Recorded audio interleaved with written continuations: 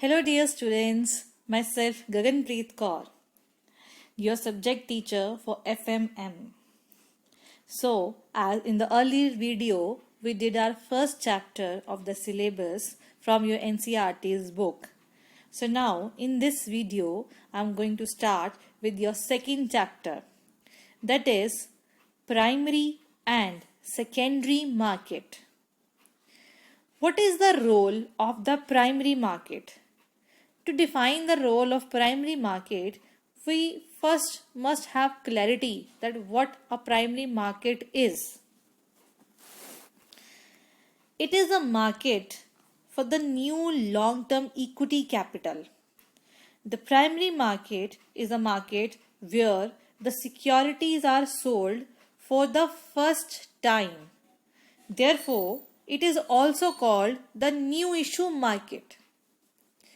The new issue market represents the primary market where new securities, that is shares or bonds that have never been previously issued or offered. Both the new companies and the existing ones can raise capital on the new issue market. The primary function of the new issue market, or I can say the primary market, is to facilitate the transfer of funds from the willing investors to the entrepreneurs who are willing to set up the new enterprise. So, primary market provides the channel for the sale of new securities. So, primary market also provides opportunity to the issuer of the securities. Issuers may be whether government as well as corporates for raising the resources or raising the funds for their requirements from the consumers, from the investors. They may issue the securities at face value or at a discount or at a premium. So, in a primary market, the securities are issued by the company directly to the investors. Primary issues are used by the companies for the purpose of setting up new business or for expanding or modernizing the existing businesses. Now, next topic is what is meant by the face value of a share.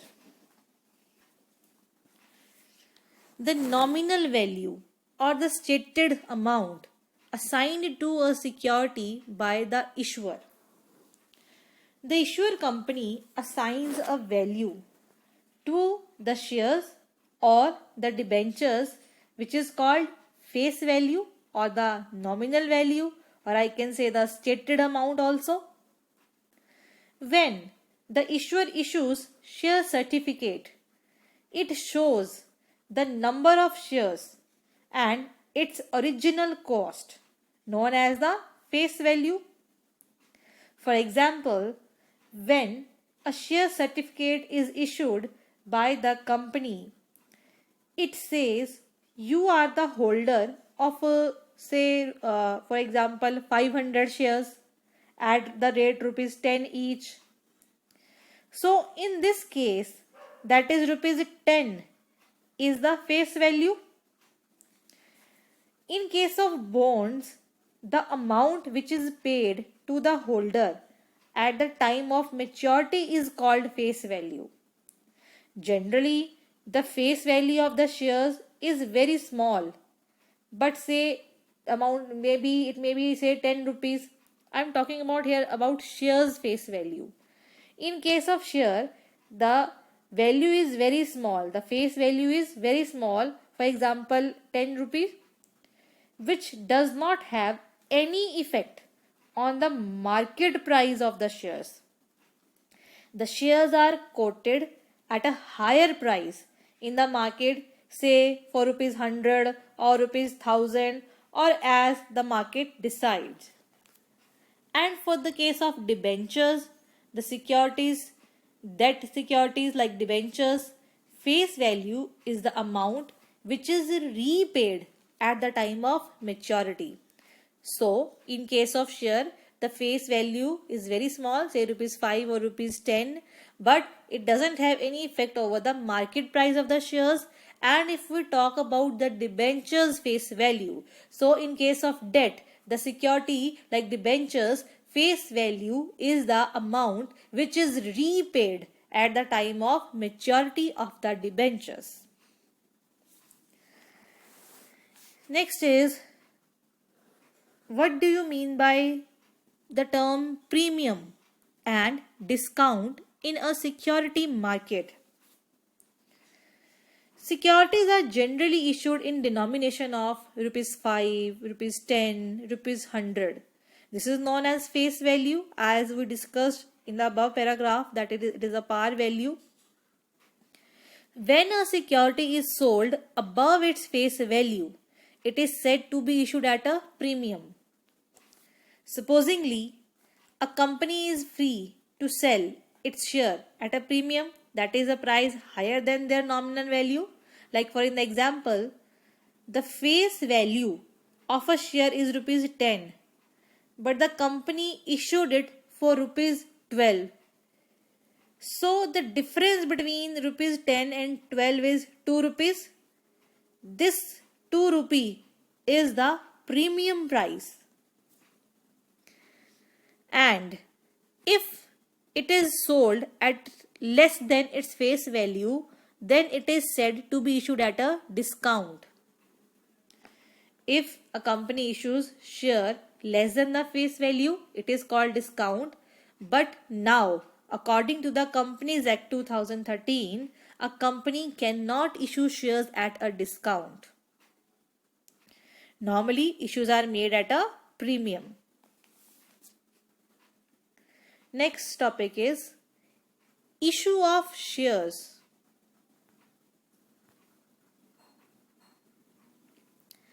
Why do companies need to issue shares to the public? As most of the companies are usually started privately by their promoters. However, the promoters' capital and the borrowings from the banks and the financial institutions may not be sufficient. Let's understand this. Public issue. It is the most common method of raising the funds from the public at large. To start a company, we need funds. These funds can be collected privately by the promoters, or we can say the investors. But in private companies, the funds are limited because the promoters cannot collect huge funds privately. They may also borrow from banks, from financial institutions, but even then their funds will be limited. Therefore, the companies try to invite the public contributions. Such an invitation to the public is called public issue. The public subscribe to the share capital of the company, called public issue.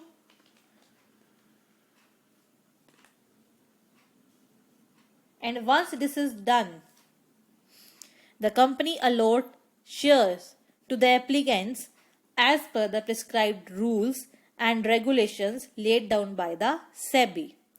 So I hope that why do companies need to issue shares is been clear, because they need funds. So for the requirement of the funds, what they do, they complete their fund, they fulfill their requirement through the public issue.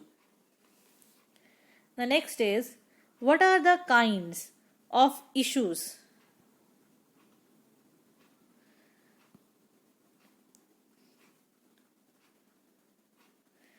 Primarily, issues can be classified as public issue, right issue, or preferential issues. While public and right issues involve a detailed procedure, so let's classify these issues as below. The very first one is IPO, that is initial public offer.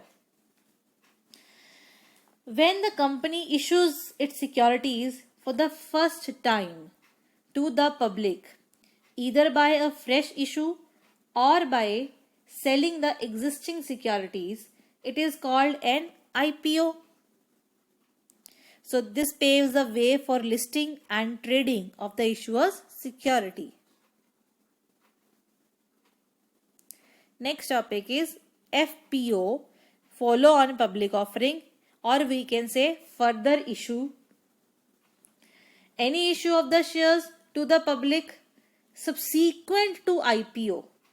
Any issue of the shares to the public subsequent, that means after IPO, is called FPO. Now what is right issue? Right issue is when listed company proposes to issue fresh securities to its existing shareholders as on a record date.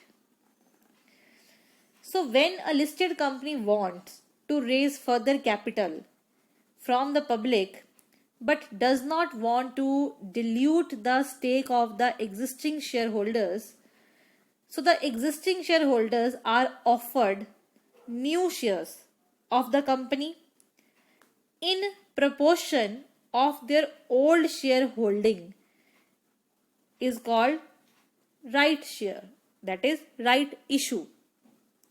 For example, a shareholder holding 2 shares is offered to buy one more share of the company, but it is at the discretion of the shareholder that whether he wants to purchase it or not. A company cannot compel to the shareholders to purchase the shares, but it has to. That means a company has to offer the shares firstly to the existing shareholder in case of right issue, because it is their right, it is shareholders' right that they must be offered first, so that if they want to purchase, they can. Next is a preferential issue.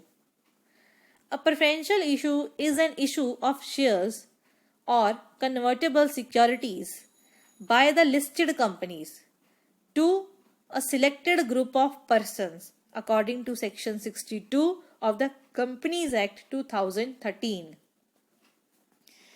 Issue of equity instruments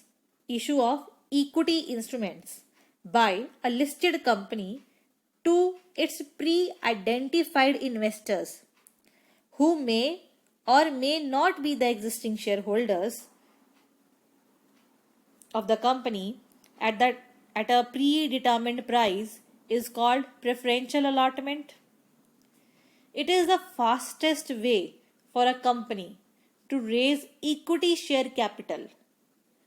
For this, company has to follow the SEBI guidelines regarding pricing, disclosure in notices, etc.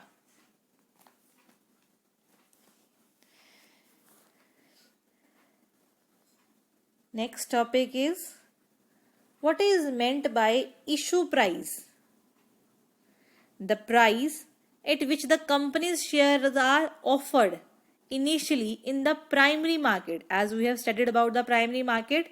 So the price at which a company's shares are offered initially in the primary market is called as the issue price. Next, what is meant by market capitalization? What is meant by market capitalization? The market value of a quoted company, which is calculated by multiplying its current share price by the number of shares in the issue, is called market capitalization. Let's understand this. The value of a company that is traded on the stock market calculated by multiplying the total number of shares by the current share price, also known as closing price, Closing price is what? Closing price is the price of a security at the end of the day's business in a stock exchange in a financial market. Let's understand this or clarify it with another example. Just see the slide here. As I have taken an example,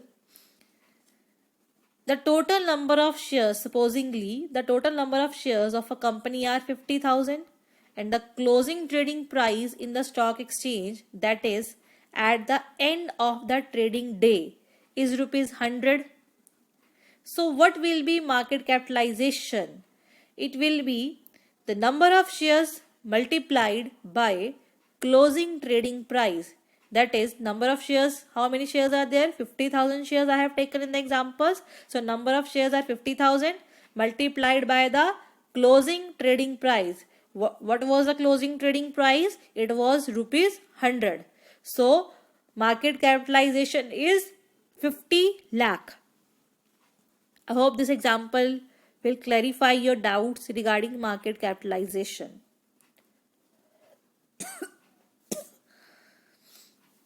Moving to the next topic. What is the difference between public issue and the private placement? When an issue is not made to only a selected set of people but is open to the general public and any other investor at large, it is a public issue. But if the issue is made to a selected set of people, it is called private placement. So when an issue is made to general public at large and any person can apply for the shares, like even you and me also, it is called a public issue. On the other hand, if the shares issued to a set of people, or I can say to a particular group of people only, it is called private placement. In private placement, the shares are issued to less than 50%. In private placement, the shares are issued to less than 50 persons, excluding qualified institutional buyers known as QIB and employee stock option. About qualified institutional buyers and employee stock options, we will discuss later in the chapter.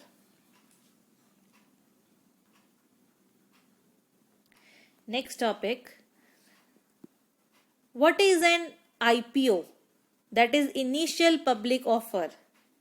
As I think we had discussed it even in today's video. Let's again discuss this IPO. An IPO is the selling of securities to the public in the primary market. When an unlisted company issues the securities first time to the public, either through fresh issue or the sale of existing securities, after making an IPO, a company can list its securities on the stock exchange. This paves way for the listing and trading of issuer's security. The sale of IPO can be either through book building or through normal public issue. About book building process and what is a normal public issue, we will discuss even in this chapter.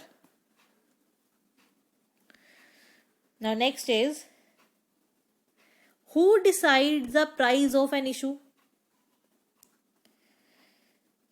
So before we understand that who decides the price of an issue, we need to firstly understand the meaning of the merchant banker. A merchant banker is who? Who is the merchant banker? A merchant banker is the most important link between a company raising funds and the investors. He translates the ideas into venture by providing a number of promotional services such as identification of the projects, preparing the feasibility reports for the company, obtaining the government approvals wherever required, and raising the funds for the project. He is also called, like merchant banker, is also called the lead project manager, or I can say the lead manager. So now, who decide the price of an issue? You will understand this, that who decide the price of an issue? The company who wants to issue the share, the company, and company's merchant banker. The company and its merchant bankers decide the price of an issue. That is, at what price the shares will be issued. SEBI has stipulated no formula for price calculations, nor does it plays any role in this. But company and the merchant banker have to disclose the basis or the parameters which they have considered while deciding the price. There are two types of issues. One is known as fixed price issue. The other one is known as book building process. The one is known as fixed price issue. The second one is known as book building process. Where the company and the lead manager decide the price, it is called fixed price. Where the price is decided by the market demand, it is called the book building process. Here, the lead manager, that is a merchant banker, and the issuer only decide the floor price. We are discussing about book building process. In case of book building process, the price, here the lead manager and the issuer only decide the floor price or the price band, that is the minimum price and the price range. Let's take an example for this. The floor price will be rupees 100. Supposingly, one company has decided that the floor price will be rupees 100. That is the minimum price. The floor price will be 100 means the company, whenever the company will issue the shares minimum price will be rupees 100.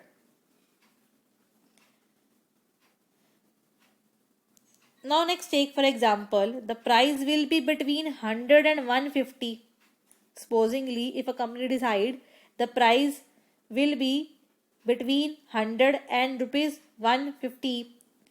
In this case, 100 rupee is regarded as floor price and 150 will be the cap limit or the upper limit.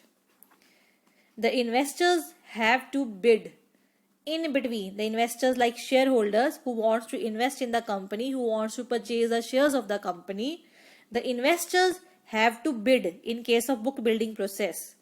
The investors have to bid in between these prices. That is, for example, I have taken 100 rupees the floor price and 150 rupees as the upper limit.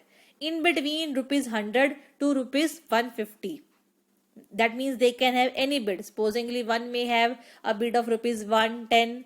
Another person may have a bid of rupees 120. So this is how a book building process is done, through which the price is decided for the shares to be issued to the public. So the lead banker, the lead merchant banker and the company decides the price of an issue. An issue may be a fixed issue and the issue may be through book building process. So this is it for today. In the next video, we will discuss about book building process again. Thank you.